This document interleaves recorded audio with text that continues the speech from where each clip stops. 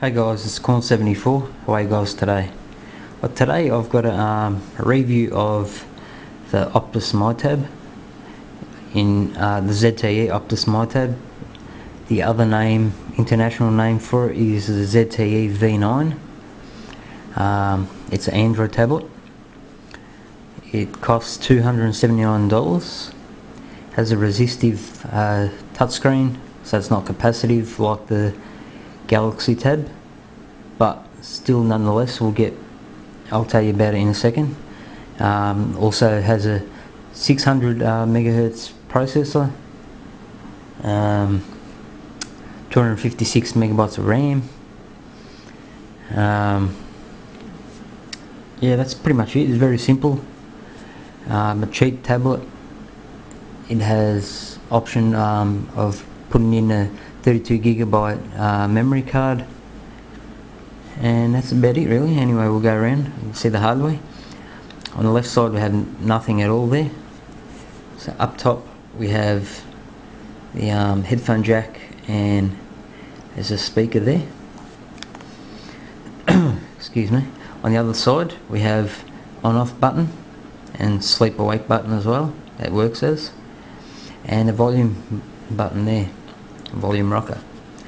At the bottom on the other side we have another speaker, so it's stereo speakers, and the micro USB connection. That's pretty much it. Up the top we can see we've got the Optus branding. It's a Australian network provider, and ZTE right there, and that is not a front facing camera. It's actually for the screen. Can't remember what it's called. Here we have the back button, menu button, and the home button, and they're all touch resistive buttons. As you can see, the screen is really glare. There's a lot of glare in the screen. It's like almost like a mirror, but it's pretty much most resistive screens, if not all, are like that. Alright, we'll turn it on. It's on ready, but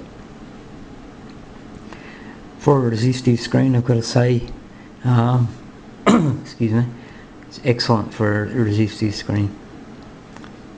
It's not much pressure needed at all, now that I've said that, but yeah, not much pressure needed on it at all for it to work.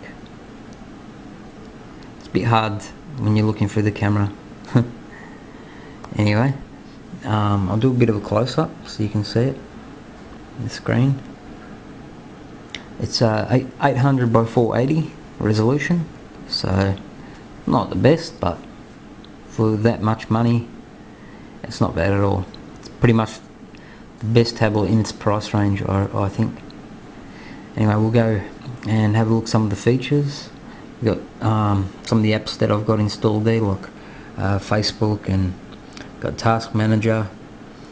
I don't use any task killers for Android. I don't really think Android's pretty much made so you don't need them. So every now and then I'll turn it off and back on again, and it seems to clear any memory issues. It's running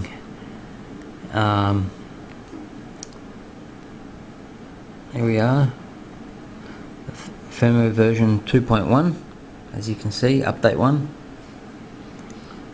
I've heard that we're getting a 2.2 update, but don't know when yet. Could be a few months away still. So there is no transferring apps to memory card, unfortunately. That's one of the big features that I want 2.2 for, but there is a workaround way to do it by rooting it and installing apps to SD, or there's another one too, I can't get it up top of my mind at the moment.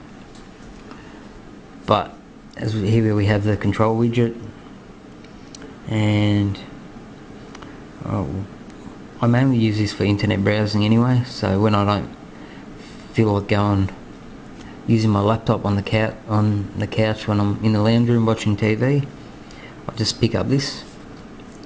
As you can see, and we have Twitter, as well.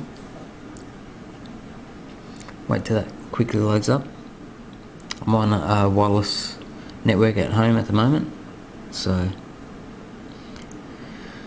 taking a little while. Haven't used the Twitter on this for a while, so but you can have landscape or portrait mode, as you can see. Rotates fairly quickly, so it's not too bad. As you can see, I've overclocked it to, it's sitting on 600 megahertz. Not sure you can see that. It's gone down now, but I've overclocked it so it sits on 600 megahertz constantly. Battery life is amazing on this thing. It's got a 3400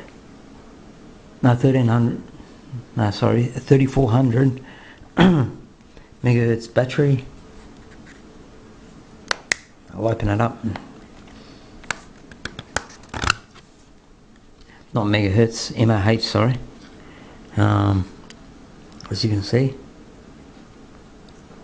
I'll be able to pick it up there.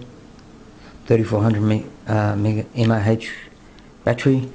We have a SIM card slot up top there, and your memory card goes in there too, right next to the SIM card slot. You can see. I'll put this battery back in. So it's a hefty battery, good size.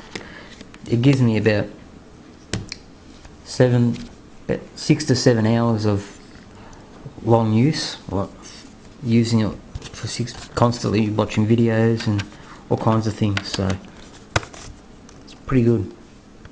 I've got this the wrong way around. You can see I don't take that off much. It's plastic rear cover on the back of it. It's plastic.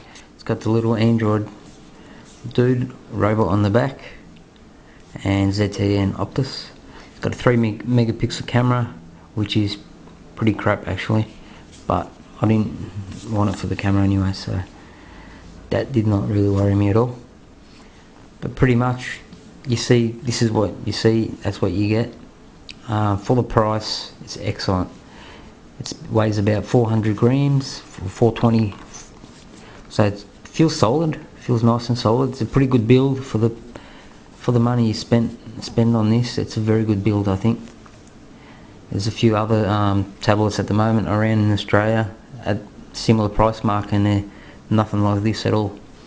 So, well, that's pretty much it, guys. That was a quick review of the ZTE V9 or the Optus Mytab. Thanks for watching, guys. Cheers.